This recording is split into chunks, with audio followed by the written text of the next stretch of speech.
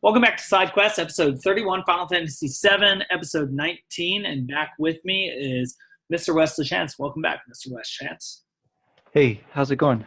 It's going well, having a heavy heart. And, the game really does give you a 1-2 punch right after the death of Ares. You get to, walk immediately into a cold and desolate area and then kind of walk around in a disoriented way.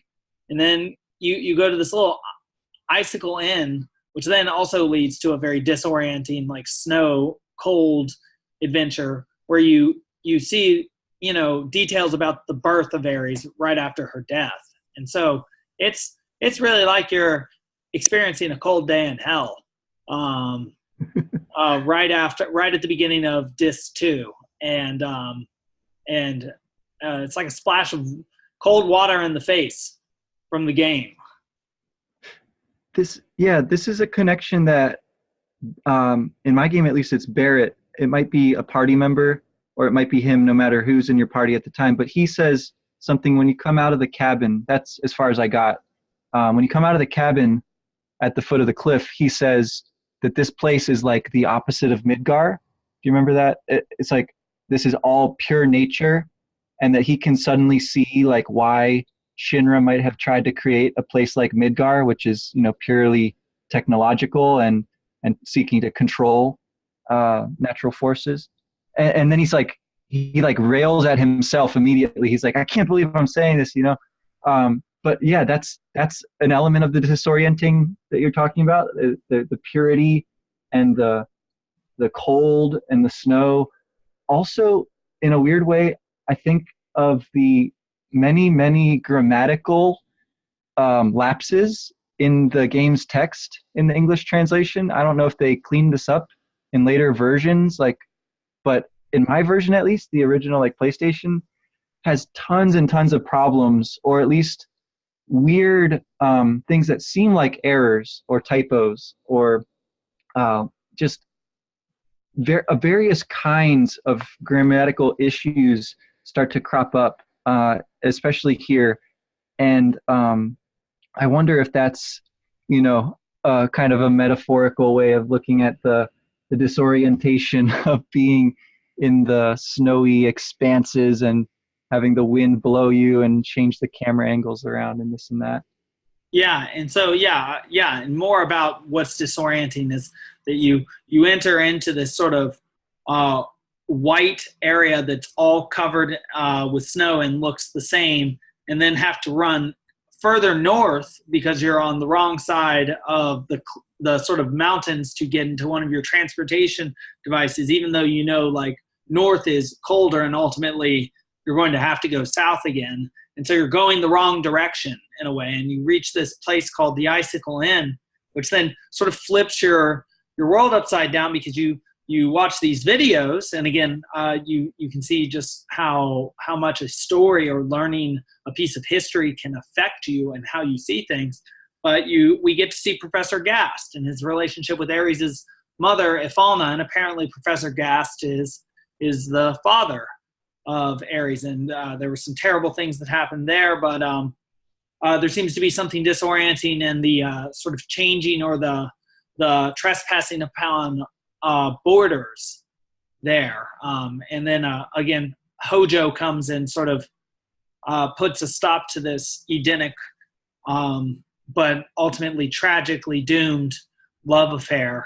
And like you said, and the last bit that's disorienting is the last part of getting through the snow after your snowboarding adventure, like what you can do in the Golden Saucer later, is you have to put stakes in the ground heading straight, and then you get blown so that you are essentially turned in 180 degrees, and you have to hold your line going straight, even though your entire perspective has changed. It's very like Dante at the bottom of hell, which is also frozen, going with Virgil up the waist of Satan, but then down it again as he shifts hemispheres, indicating a change of perspective from an infernal one to a purgatorial one.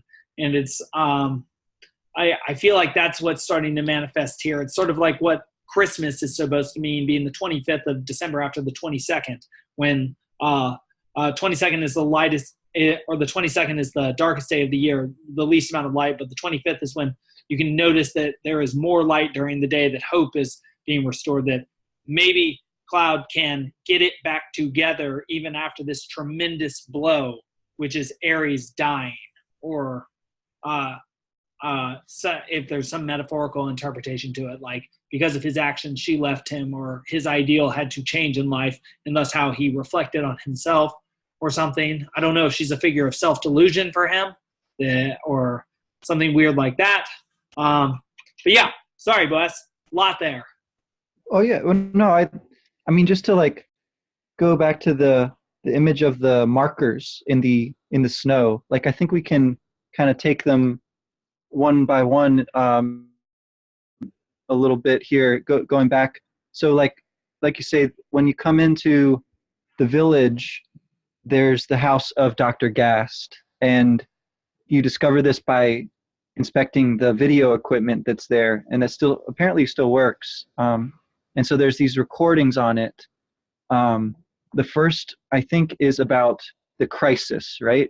And then the other ones are about weapon, and then the personal, like to do with the daughter, right? Those two short ones, and then the last one is interrupted by Shinra, Hojo, and the soldiers coming to take Eris and Afalna, and it sounds like to kill Dr. Gast. But the last two, there's no, or rather, you don't see video of the infant daughter. You're sort of just getting the text about her, and in some way that's like very touching, but it's also very confusing, I guess. Like it's hard to sort of make sense of how these things fit together. So the crisis is where Gast is talking to Ifalna, and she's telling about the story of essentially meteor, right? Like impacting the planet, the wound that's there, and then the way that the ancients tried to heal the wound. Am I getting that straight? Yes, and that some of them did end up healing it to some extent, but the planet is still healing, and that it has not fully healed for some reason because of the presence of Genova, which even though Genova is not mentioned by name in the crisis, and this is, I think, where that grammatical point about pronouns you were bringing up and whether that's an error or done on purpose becomes important, because even though we know often there are words that are misspelled in this translation, and that's something that's widely known and disseminated about it. But Genova is described as a he and him. He comes and infects the Cetera with a virus, and then goes to the other tribes and infects them with a virus, and was eventually put to sleep. But like sort of, I'm forgetting the name of the character or the evil character from Chrono Trigger, but can never fully die, but just goes back to sleep. Lavos. There's Lavos. Yes. That impacts. It's very much a similar, and this is, I mean, to the point that it's almost cliche, right? This is in some way the bad guy that's in practically every RPG, right?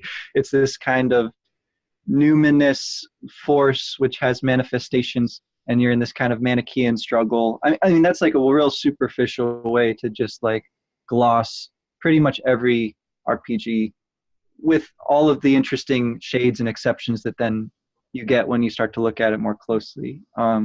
But yeah, and why they should have what we take to be Genova, the appearance of that being, and as a kind of tempter, and actually spreading like a virus among the ancients, and so that they aren't able to complete the healing process, or at least it's going to take a long time for the planet to heal now. Ifalna seems to be the last of the ancients, right? That much seems to be consistent with other parts of the story we've gotten so far. All of that it's very strange. And the way that Genova is like misunderstood throughout the game, you know, like by Sephiroth thinking that that she's an ancient, or that she's his mother, that she like has different forms. She's sort of protean every time you fight her, right? The misunderstanding here, or the confusion at least here, about Genova's gender, the whole name Genova, right, which refers pretty clearly to the name of God in the burning bush or whatever, right? The Tetragrammaton. It's all really, really convoluted, and it seems like there's an error here, but it could be part of it that we need to try to figure out why suddenly Genova, or what seems to be Genova, is now male in this story. Yeah. So, yeah. I mean, but what do you think about that? Do you think it is just an error of the text, or that speaks to the protean nature of Genova, and that what Genova is like sort of like a sophistic argument from ancient Athens against Socrates from one of the Platonic dialogues, where it continues to shift. It's like sort of opinion or some sort of ideology that is not like the sword of truth, the logos, but is something that continually changes in order to, and has a corrupting and corroding influence on those who embody and house it, right? It's called a virus. It's something that can be shared, and something that destroys whole communities. And I wonder to what extent that is when sort of like an evil or demonic or legion-like ideology replaces the capacity to think and be aware of one's own surroundings, and the sort of effect of one's behavior under the auspices of general principles, and how that might actually affect the world around one. And whether that is, to some extent, the commentary that is being made here by what destroyed, the blight from the sky, or the crisis from the sky, the calamity from the sky that destroys the cetera and hurts the planet. yeah, definitely. That's a really interesting way to look at it. And I think there's a lot to sort of see when you start to think about, like, okay, let's take it as intentional, right? Let's not just say it's an error. I think that is the more interesting way to do it. And so if you do that, then why should this being appear as male in the ancient story, and then as female in the contemporary or modern version of the story, right? So and this is kind of like what's going on. I think if you're making the parallel, I think you are too, kind of today's events. Well, so why should this virus be a kind of male virus in the past, maybe like a tyrannical force or something like that, right? Versus a female virus now, this very difficult to pin down, this chaotic element, to look at it in that kind of symbolic fashion. And that seems interesting. And it does seem like, for whatever reason, Genova being female did have the effect on Sephiroth that she seems to have wanted to have, right? That he,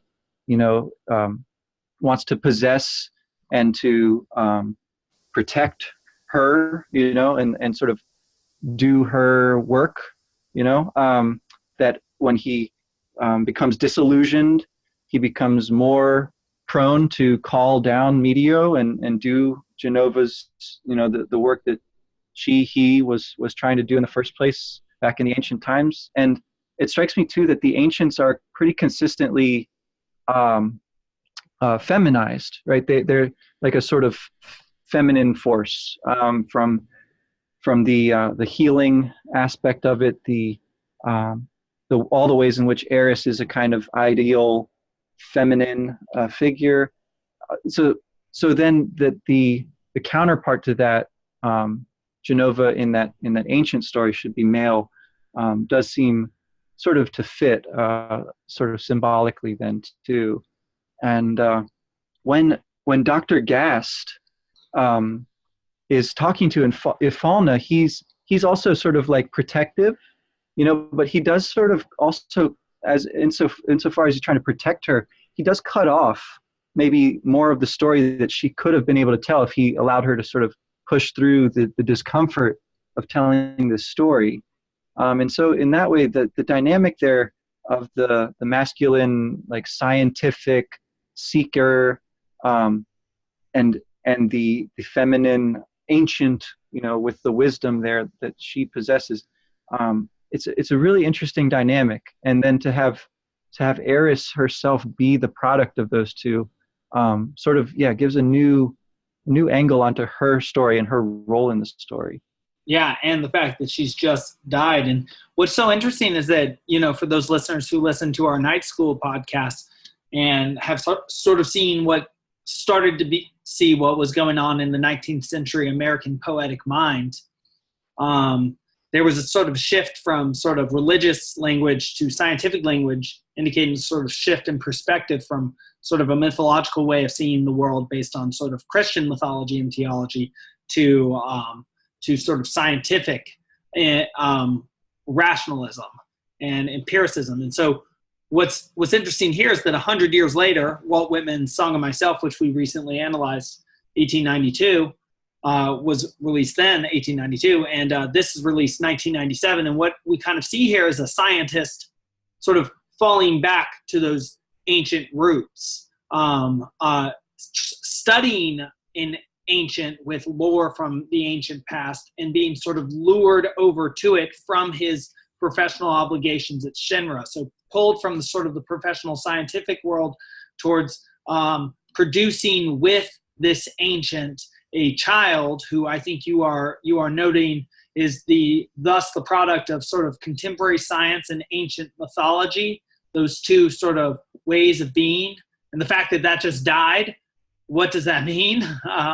Exactly, if we're along the right lines in interpreting that union as an unio mystica, as the Jungians and the alchemists would say, between two opposites in order to produce something new, like two perspectives. Now we see that, like we've been talking about the whole time, a birth of sort of an Eastern, Western, and old and new, or old, ancient and contemporary, or technology and magical sort of way of looking at things. It seems like you're saying, or I'm interpreting what you're saying as Ares embodying the new sort of the perspective of the age that mixes technology and magic in the Final Fantasy world, but for us, science and sort of mythology or religion, or the way of seeing the world as it is through instruments made to interact with the world, and the way of seeing the world as a place of meaning. Yeah. Oh, totally. Yeah. And so there's sort of two approaches to that then, right? So Shinra's approach is to try to, control and sort of go the full scientific route, or sort of like master and use this great potential. And then there's the other approach, which is Cloud and Barrett and the rest of the parties, and by extension, you, the player, right? You just sort of admire, want to know this person, perhaps fall in love with, right? If you're one of the fanboys, you go that whole, like, that's also an extreme that you can fall into, I think. But what we're trying to do, as far as possible, is to see the bigger picture here and see both of those extremes and find a third way, which is, being conscious of as much of that as possible, and interpreting sort of how to apply and learn from, and to do a better job in our own engagement with nature and with science, all of that sort of stuff, and interpersonal relationships. Like there's just a lot at stake here when you start to really look at it. And I think that the player's sympathies are clearly not with Shinra, right? But we don't want to totally belittle the scientific approach, because after all, Dr. Gast himself is Eris's father, right? And so there is like a benign or benevolent aspect of that, which is really, really important. And you can talk about it in lots of different ways, but a good one might be, to use sort of the idea of the logos as a living intellect or something like that. Go And on. what's so interesting about that is, just again to throw out sort of the Jungian archetypal interpretation, is that Dr. Gass, insofar as he represents the positive image of the father, and so the Jungians say that there are three archetypes that form the basis of our consciousness: the male father, which has the negative and the positive aspect, and Eric Neumann says this too. You know this because you analyzed that book and wrote a good piece on it. There's also the mother, and the positive and the negative mother, and the child, which also subdivides into the hero and the adversary. But what's interesting here is that we have the positive father, Gast, like Osiris, die and go into the underworld. We have also the positive mother, the sort of nature mother, Ifalna, die and go into the underworld. And we have even the child, who is here female, which is interesting and different, Ares, go into the underworld, which means in terms of sort of narrative economy and also in terms of sort of psychological economy, that each one of those roles now seeks to be embodied in the world in a real way again. So someone has to go down to the underworld. That means acquire sort of the skill necessary to now embody in the world, out in the world of light, and manifest those skills, right? So like in order to manifest the skills of being a welder, you have to gain the skills of the dead. That means gain the skills of welders throughout all time and the time of now in order to be relevant, and then embody those skills in the world. And so every role seeks to be filled now. It's like, who is going to be the sort of positive mother? Who is going to be the positive father? Which of the characters in your party are going to step up and produce those pieces in the narrative? It does seem like you're sort of the hero, but it's like half the game is now covered in shadow. Yeah, that's really illuminating, and the way that this seems to fill in some of that background, and the way that it's through the voice of Eris's mother here is really, really interesting. Her character is one that we've met and sort of glanced at back in Midgar, and from stories that Eris, the little bit that Eris told about her, but we do see her here for the first time and hear her, and what she's talking about, right, is really traumatic. You know, it's this stuff that she is not very happy to have to tell, and Dr. Gass, because he loves her, is, you know, sad and sort of pities her and doesn't want to force her to tell too much. But I think also in terms of the narrative, that makes it that much more intriguing, right? Like, we get only a little bit here. We get a little bit about the crisis. We get a little bit about Weapon also, and its role is going to become more important as we proceed in this like second half or so of the game. The idea that the planet has this capacity to not only heal itself, but also to defend itself against the virus, right? Which has damaged it, which is still threatening it. That aspect of the game is very relevant and interesting here, but it's just like lightly sort of adumbrated at this point, like pointed towards. And then you get those brief discussions about Eris. There was a confusion in the one about Eris too, about her name, which again I wasn't sure what to make of. It sounded like this was supposed to be after Eris is born, but something Dr. Gass says is like, if it's a girl, I want to name her Eris, or whatever, you know, name you gave that character.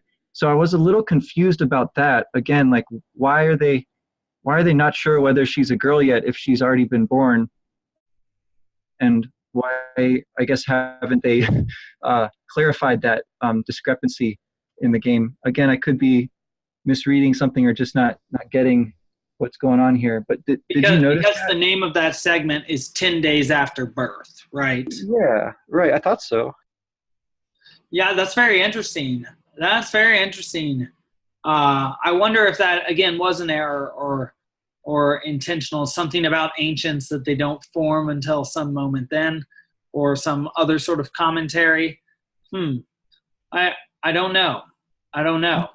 I'm sure there's like thousands of pages of discussion of this on some forum somewhere. So anyway, but I guess it just is interesting to me that if it is an error, it's again in that same general semantic field of like confusion about gender and like about names as a result, or sort of together with that. So that's just a marker in the snow for now, I guess. But And it'd be then interesting. Maybe we could get a linguist on here, and somebody who teaches languages, and they could tell us a little bit about learning and translating pronouns into other languages, and whether that's a fundamental aspect or sort of an aspect that comes late, or something that's very difficult to learn.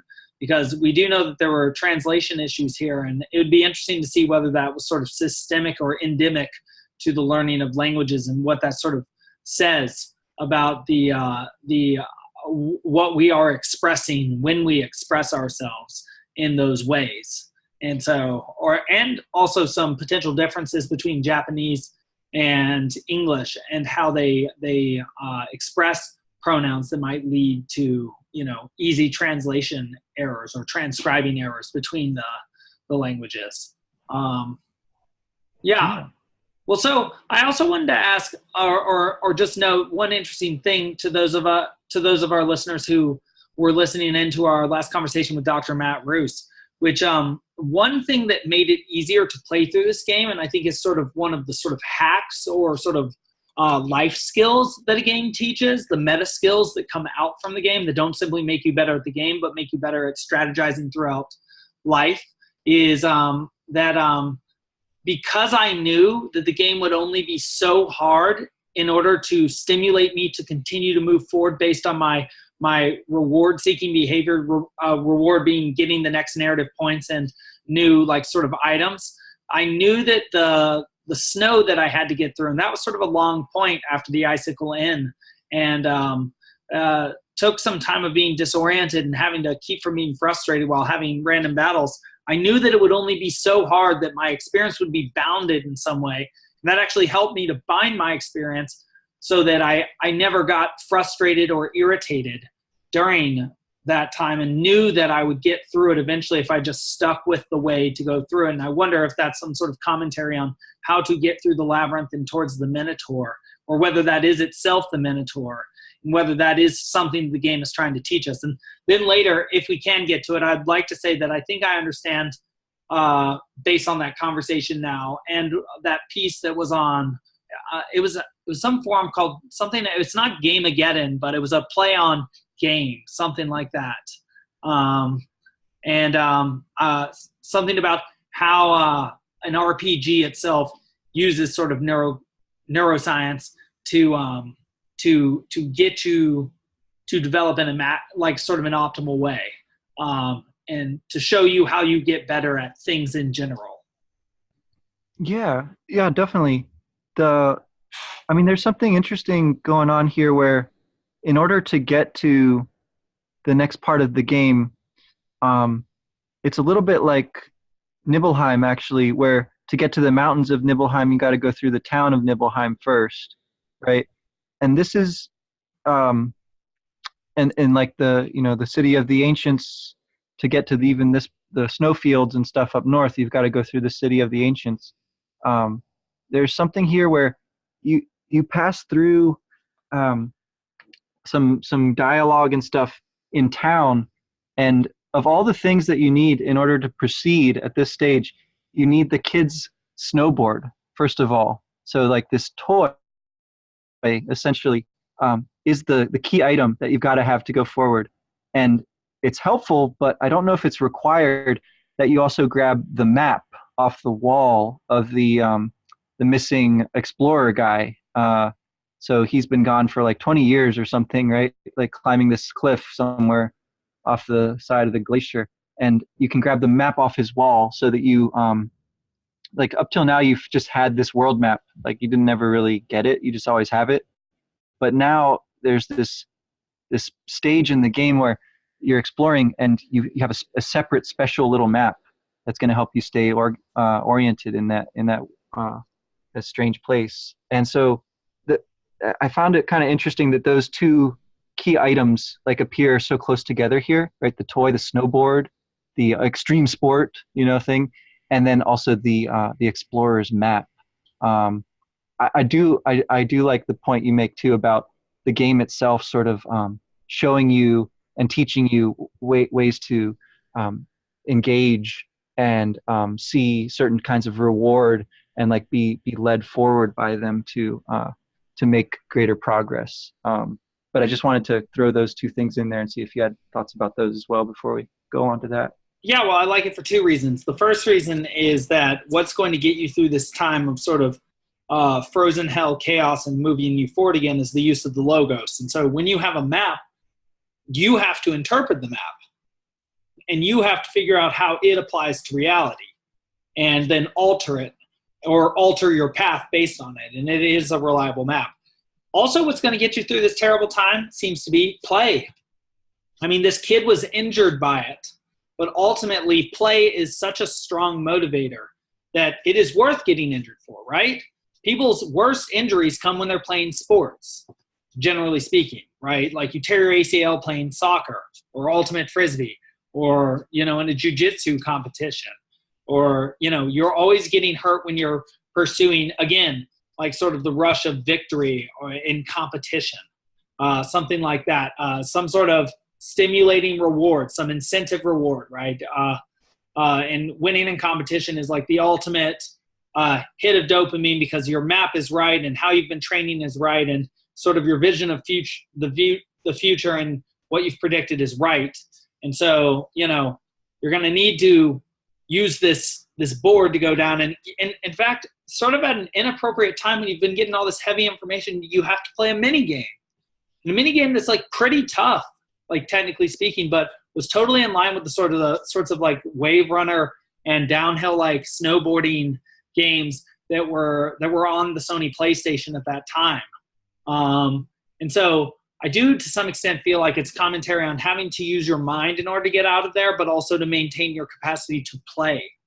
And that you should never downplay just how powerful your motivation to go to places, to watch plays, and to watch people put on performances of any kind, because that is all play circuitry too. Like, you're using your play circuitry to watch a movie or a stage production or a baseball game. And that's part of what you're doing as a game player outside of the mini game yourself. You as the player, you are giving your time that you could be like suffering or doing something else to this game where you're now playing, and that is, potentially a valuable thing to be doing with your time. Yeah, absolutely. Like there's little funny things in the town. Like there's people there from Costa del Sol and they're dressed like they're still in the beach, and they're sitting around and they're like, oh, we came all this way to snowboard and the hill's closed. Oh, lame. And so you're like, oh, whoa, there's like people who are just going about their daily lives and like having vacations and stuff while we're busy, like, mourning our friend and trying to save the world. And so it just throws things in there's like some humor there and just some perspective on stuff. And then there's, of course, the little like conflict with Elena and the soldiers. Like she tries to punch you and you move out of the way and she rolls down the hill. And then suddenly you're like allowed to proceed as well. You got to go get the snowboard first. But then there's the kids outside of one of the buildings that are building a snowman. And they're like real pumped about that. And so as you're going down the hill, and there's a little girl there who's sledding as well. And so as you go down the hill, what you have to dodge is mostly snowmen. There's like these weird little Mog-shaped snowmen too as you get further. And you want to try to collect balloons.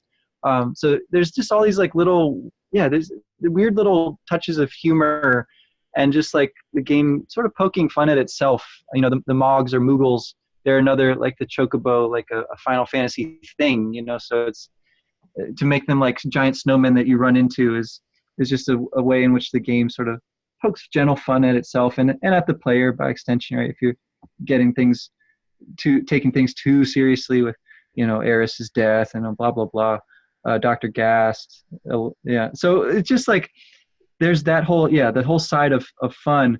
But with all that said, there's also the side of the map, right? And the exploration and what you're describing about the kind of little mechanisms of reward that the game has for you.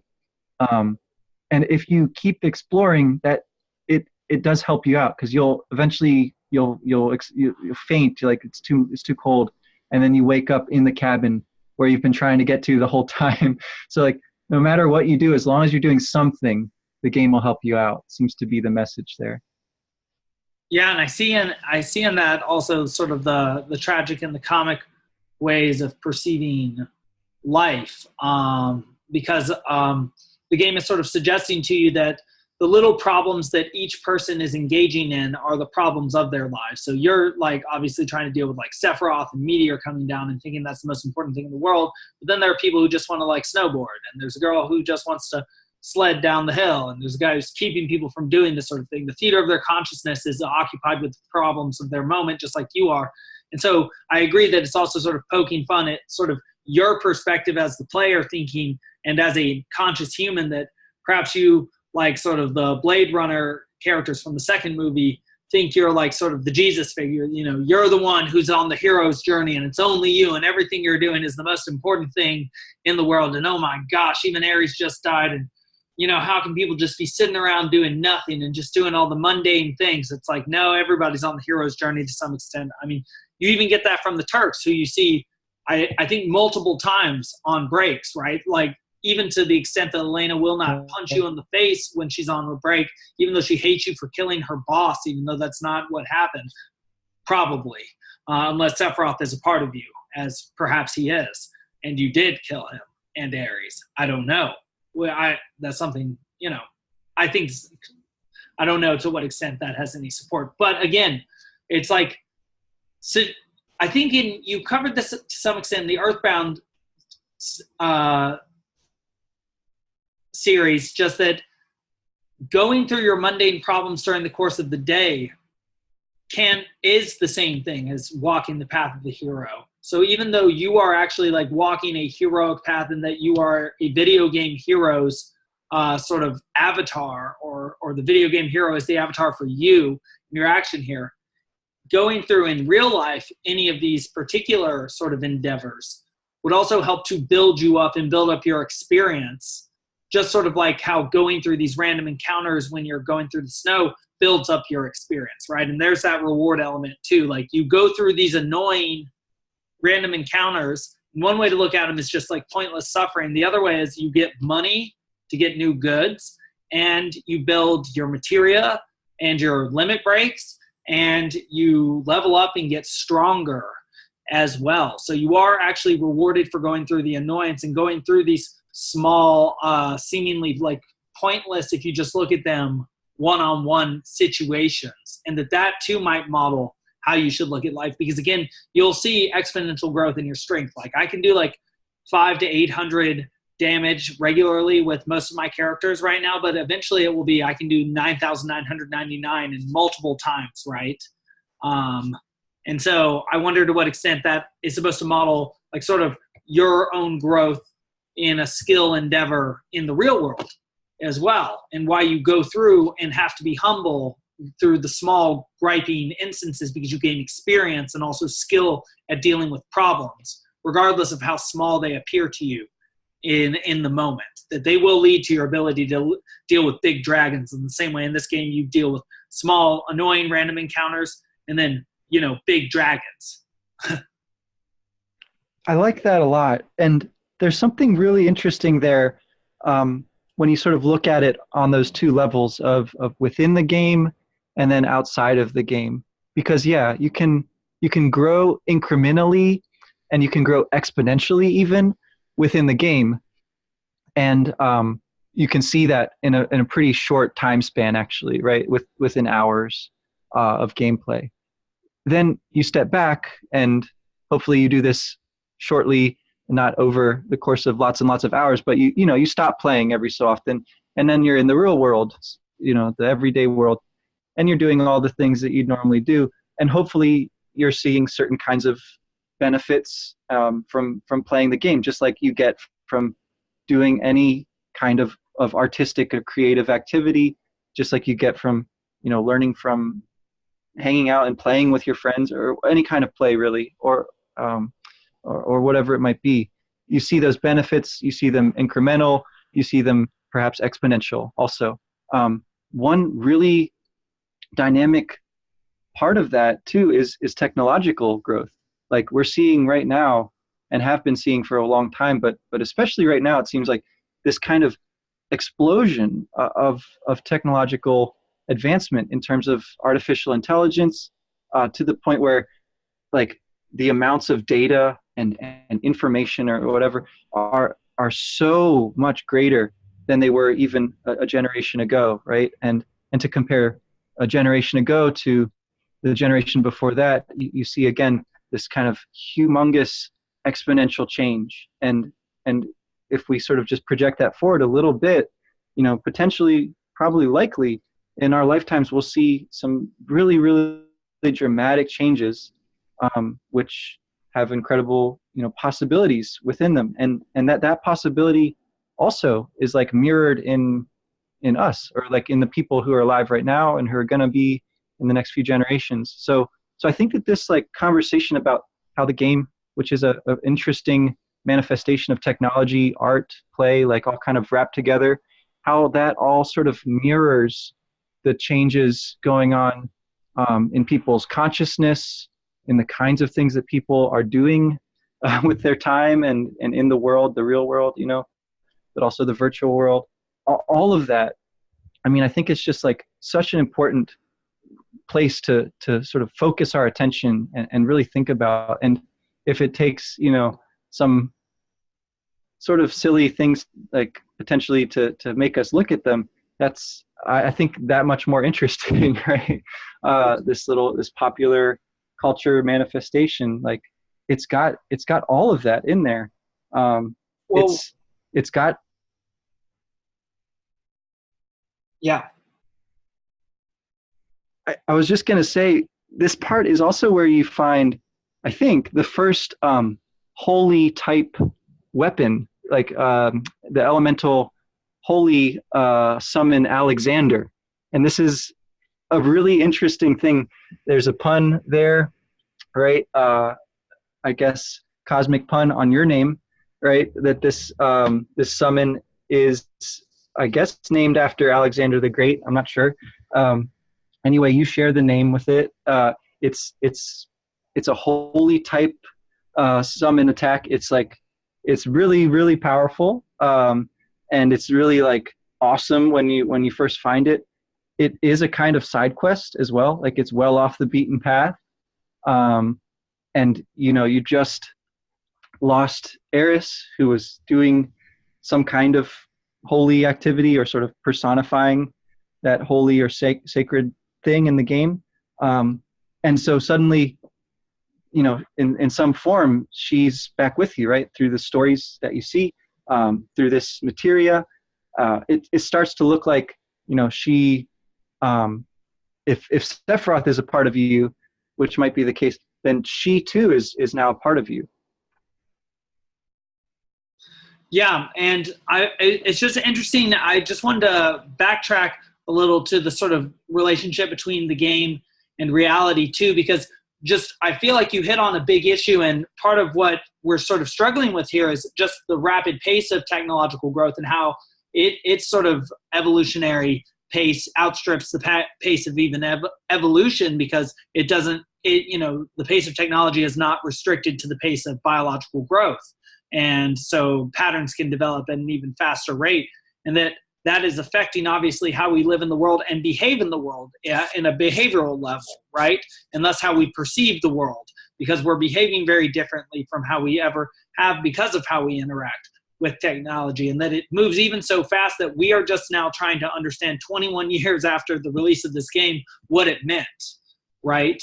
But that something just at a basic behavioral level, I think it's trying to teach us is how to interact with technology within the scope of a good day, and that it is not suggesting to us that we should let it absorb us entirely, and that I'd actually be very interested in having a mental health professional here or one in training have some comment on that, because it's almost as if technology has shown itself as sort of a new god, like a Dionysian god that has taken sacrifices from our generation, which are sort of the sort of mentalities of some people who have, like I think you mentioned when we were talking about Sephiroth and who I think you had some derision for, who have sort of like given up on sort of traditional figures of evil and good, or more developed or sophisticated ones, and sort of worship Sephiroth, right? Or like have an ideology that is based on Sephiroth.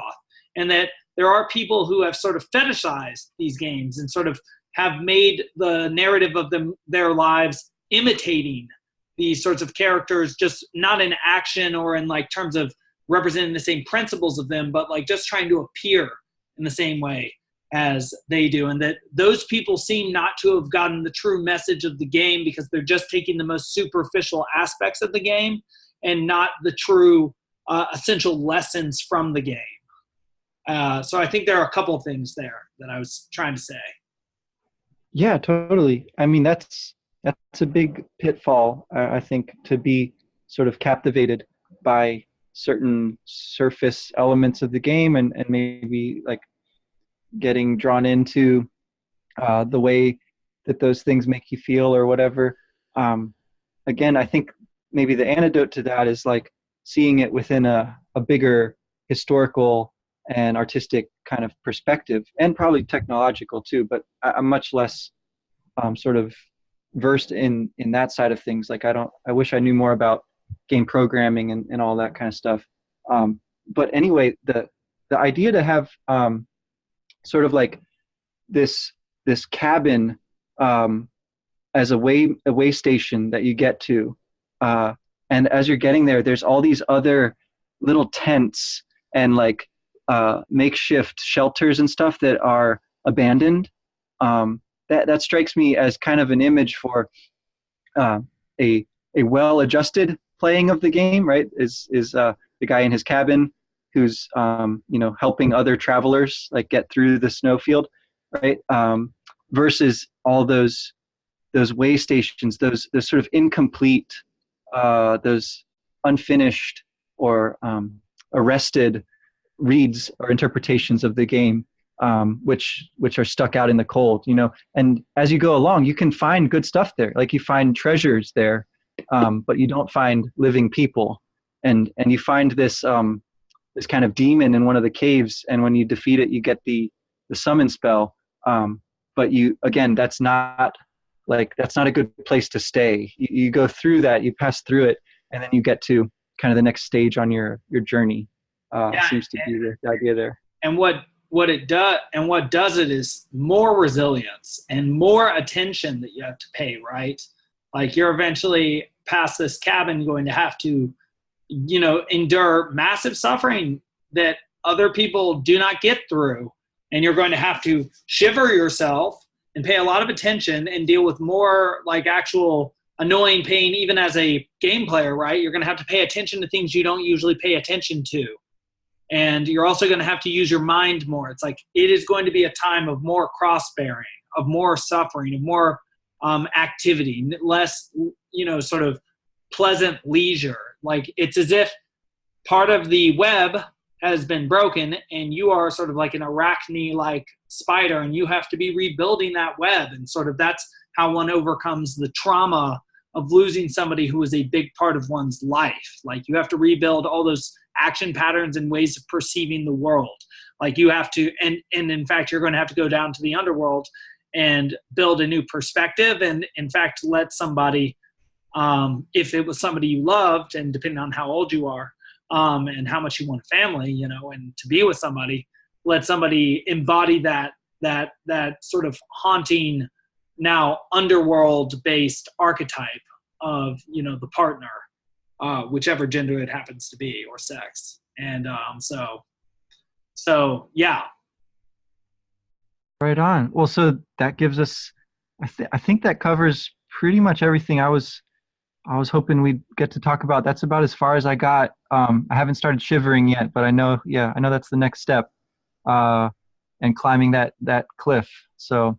Well, and I think that's just so important, because it's like people, when they go through tough times, and I think this is part of what the game is really, really, really saying right now, and is that you got to be tougher than usual. Just sort of like, that's sort of like what you learned if you were in like Boy Scouts or some organization where you went out and like stayed in a tent in the woods during those weekends. It's like, why'd you do that?